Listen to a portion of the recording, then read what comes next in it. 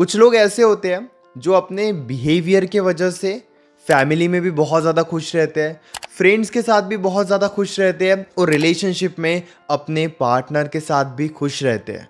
आपको कुछ बदलाव अपने बिहेवियर में ज़रूर करने चाहिए ताकि लोग आपकी रिस्पेक्ट करें, आपके साथ रहना पसंद करें।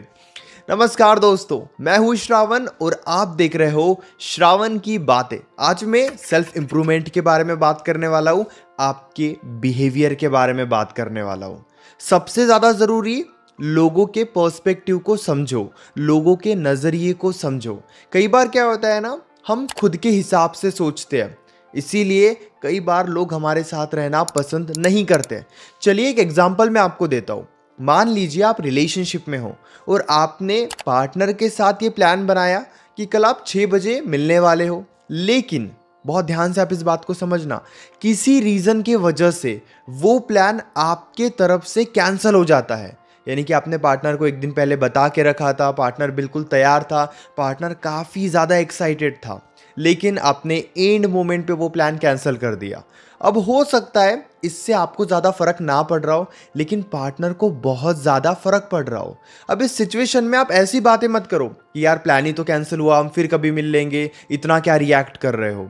वहां पर आप इस बात को समझो कि हो सकता है आपको ज़्यादा फर्क ना पड़ रहा हो, लेकिन पार्टनर वेट कर रहा था, आपसे मिलने के लिए बहुत ज़्यादा एक्साइटेड था, इसीलिए पार्टनर को इतना ज़्यादा फर्क पड़ रहा है। जब हम इस तरीके से लोगों के पर्सपेक्टिव को समझते हैं, दूसरों के पर्सपेक्टिव को समझते हैं, तो यकीन कीजिए वो हमारे साथ बहुत ज़्यादा कंफर्टेबल फील करते हैं। आप बिल्कुल उन्हें ये कह सकते हो कि किसी रीज़न की वजह से ना आज प्लान कैंसिल हो गया, हम ये प्लान कल करते हैं या फिर 1-2 दिन में हम मिलते हैं। यानी कि आपने उनको शांत किया, उनके नज़रिए को समझकर। चलिए और एक एग्जाम्पल मैं आपको देता हूँ। मान लीजिए आप मंथली 1 लाख रुपीज़ अर्न करते हो और आप एक ऐसे फ्रेंड के साथ हो जो मंथली 10,000 रुपीज़ अर्न करता है। अब आप कहीं बाहर गए और दोनों का बहुत ज़्यादा खर्चा हो गया। अब हो सकता है 5-6 हज़ार आपके लिए बहुत ज़्यादा मैटर ना करते हो। क्यों? क्योंकि आप 1 लाख रुपए हर महीने कमाते हो, लेकिन वो फ्रेंड जो 10,000 रुपीज़ कमाता है उसके लिए 5-6 थाउजेंड बहुत बड़ी अमाउंट है। इसीलिए जब वो पैसे खर्च हो रहे हैं तो हो सकता है उसे बहुत बुरा लग रहा हो या फिर वो इतना खर्चा अफोर्ड नहीं कर पा रहा हो। तो वहाँ पे आपको उनके नज़रिए को समझना है। ऐसे नहीं कि आप इतने पैसे कमा रहे हो तो आप बहुत खर्चा कर रहे हो, आप उनके ऊपर ध्यान ही नहीं दे रहे हो। जब आप इस तरीके से फ्रेंड्स के साथ रहते हो, फैमिली के साथ रहते हो, उनके सिचुएशन के अकॉर्डिंग ये सोचते हो कि उनके लिए किन बातों से उनको बहुत ज़्यादा फर्क पड़ता है और क्या बातें उनके लिए बहुत ज़्यादा नॉर्मल है, तब यकीन करो लोग आपके साथ कंफर्टेबल फील करते हैं, क्योंकि आप केवल खुद के बारे में नहीं सोच रहे हो। इसीलिए चाहे रिलेशनशिप की बात हो, फैमिली में बात हो या आसपास के लोगों की बात हो, आपको उनके नज़रियों के हिसाब से ज़रूर सोचना चाहिए। दूसरी बात, लोग आपके ऊपर जितना ज़्यादा ट्रस्ट करेंगे उतनी ही ज़्यादा आपकी रिस्पेक्ट होगी और वो उतनी ही इच्छा दिखाएंगे आपसे बातचीत करने की। कई बार जाने अनजाने में हम ये सब कॉन्शियसली सोच लेते हैं कि यार एक रिलेशनशिप में या फिर फ्रेंड्स फैमिली के बीच में रिस्पेक्ट ज़्यादा मैटर नहीं करती है, ट्रस्ट ज़्यादा मैटर नहीं करता है, लेकिन यकीन कीजिए ये बहुत ज़्यादा ज़रूरी है। अब ट्रस्ट कैसे बिल्ड करें, आप अपने लाइफ को किस तरीके से जी रहे हो।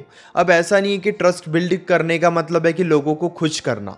लोग आपको एनालाइज करते हैं, यकीन कीजिए, चाहे आप किसी को दोस्त बनाओ या रिलेशनशिप में आओ, वो आपके लाइफ को ना बहुत ध्यान से एनालाइज करते हैं कि आप अपने ज़िंदगी में क्या कर रहे हो। जैसे कि एग्जांपल मैं आपको देता हूँ।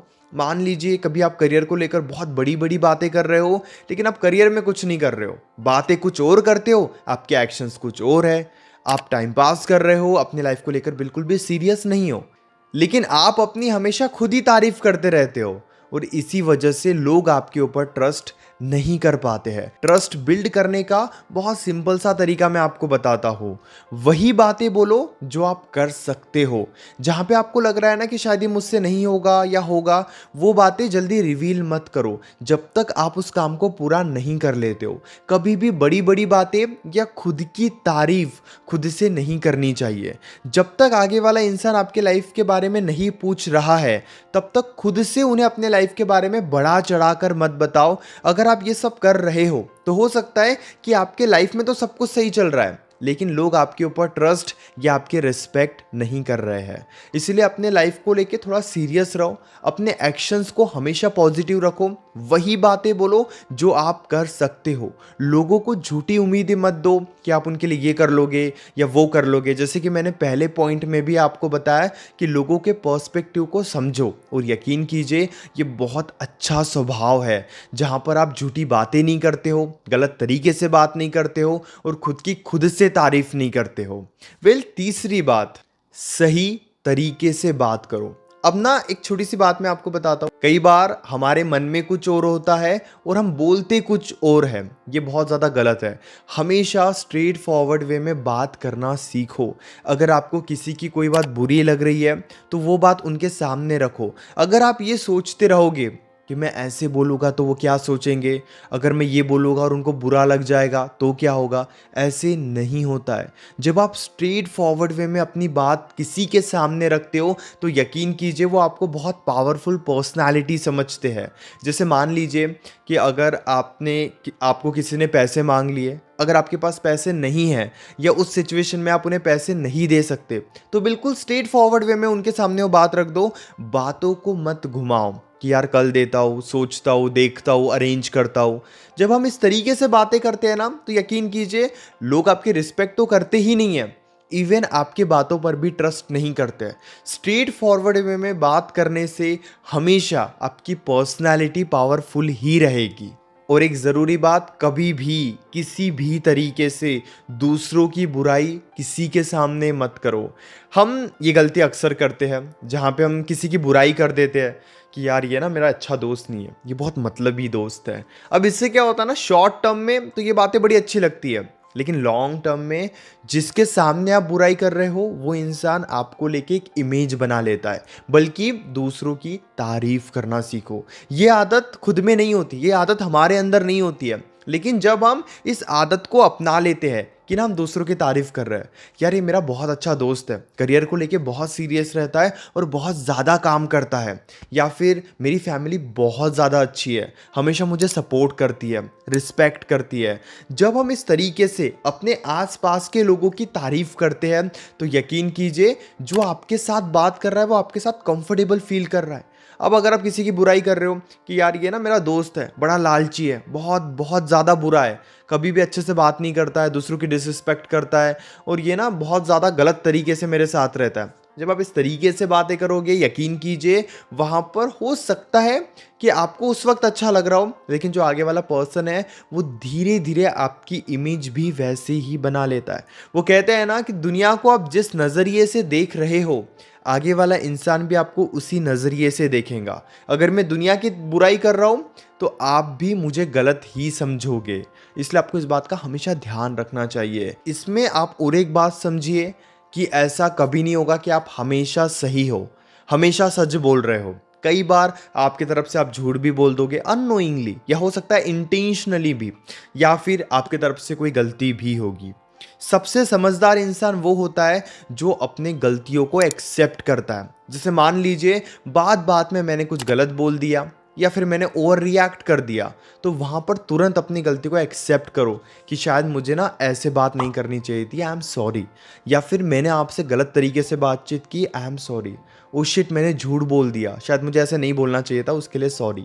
जब हम इस तरीके से अपने आप को करेक्ट करते हैं तो यकीन कीजिए हम सोचते हैं नहीं हम तो ना लूज़र बन जाएंगे। जो हमने बोल दिया हम उसी बात को सही साबित करने के लिए डिबेट करते रहते हैं कि नहीं जो मैंने बोला है वो सही है।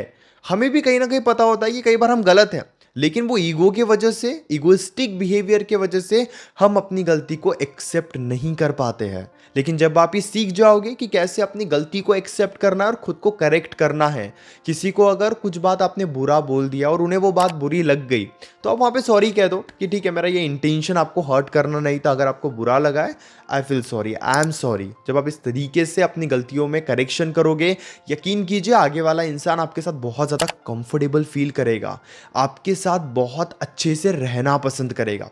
इसीलिए खुद के बिहेवियर को बिल्कुल ऐसे बनाओ और फिर देखो कि कैसे आसपास के लोग आपके साथ रहना पसंद करते हैं, आपके साथ टाइम स्पेंड करना पसंद करते हैं। इस वीडियो में और एक आखिरी बात मैं आपको बताता हूँ, बोनस टिप आप कह सकते हो कि लोगों को इंस्पायर करना सीखो। अपनी पर्सनालिटी को, अपने बिहेवियर को ऐसे बनाओ कि अगर आपके आसपास जितने भी लोग हैं और उन्हें लग रहा है कि उनके लाइफ में कोई प्रॉब्लम है तो वो आकर आपसे डिस्कस करें। हमेशा सबको सही गाइड करो, लोगों के लिए इंस्पिरेशन बनो, मोटिवेट करो। जब आप इस तरीके से अपनी पर्सनालिटी को बना के रखते हो तो लोग अपनी प्रॉब्लम्स आपके पास लेकर आते हैं। उन्हें पता है कि ये एक इंसान है जो मुझे सही गाइड करेगा, ये एक पर्सन है जो मुझसे बहुत अच्छे से बात करेगा, मेरी प्रॉब्लम को समझेगा। इसीलिए लोगों की प्रॉब्लम्स का मजाक मत उड़ाओ कि यार इसका तो ब्रेकअप हुआ, ये पागल है, या फिर ना ये करियर में कुछ कर ही नहीं पा रहा है, इसके साइड से तो कुछ हो ही नहीं पा रहा है। जब आप लोगों का मजाक उड़ाओगे तो यकीन कीजिए उनके मन में बहुत सारी बातें रहेगी, लेकिन वो कभी भी आपको अपनी बातें नहीं बताएंगे। लेकिन अगर आप उनकी बातों का मजाक नहीं उड़ाते हो बल्कि उनकी बातों को अंडरस्टैंड करते हो तो आपको खुद ही पता चलेगा कि वो कितने उम्मीद से अपनी प्रॉब्लम्स आपके सामने रखेंगे और कितने अच्छे से आपसे बात करेंगे। उम्मीद करता हूँ कि ये वीडियो आपको ज़रूर अच्छी लगी होगी। अगर आपके मन में अभी भी कोई डाउट है पर्सनल लाइफ को लेके, रिलेशनशिप को लेकर, तो वो डायरेक्टली मुझसे बात करके आप डिस्कस कर सकते हो। आप 8010023897 इस नंबर पर व्हाट्सएप पर मैसेज कर सकते हो। कॉल बुक करने के बाद हमारे बीच में कॉल पर जो भी बातें होगी वो कंप्लीटली सेफ और प्राइवेट रहेगी, इसीलिए प्राइवेसी की कोई टेंशन मत लीजिए। और हाँ, चैनल को भी ज़रूर सब्सक्राइब कर लीजिए।